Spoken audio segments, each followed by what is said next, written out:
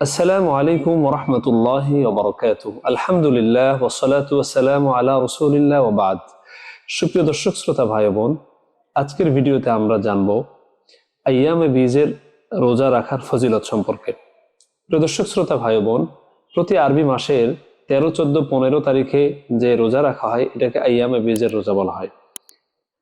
রাসূলুল্লাহ সাল্লাল্লাহু আলাইহি ওয়াসাল্লাম হাদিসের মধ্যে বলেন, যে ব্যক্তি প্রতি আরবি মাসের 13, 14, 15 তারিখে রোজা রাখে, আল্লাহ পাক রব্বুল আলামিন তাকে সারা বছর রোজা রাখার সওয়াব দান করবেন। সুবহানাল্লাহ।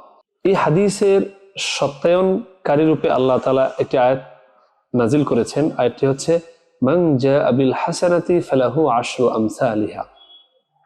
এই আয়াতের মধ্যে আল্লাহ তাআলা বলেন, যে ব্যক্তি কোনো নেক কাজ করে আল্লাহ তাআলা ওই একটি নেক কাজের সওয়াবকে 10 গুণ বাড়িয়ে দেন। সুবহানাল্লাহ।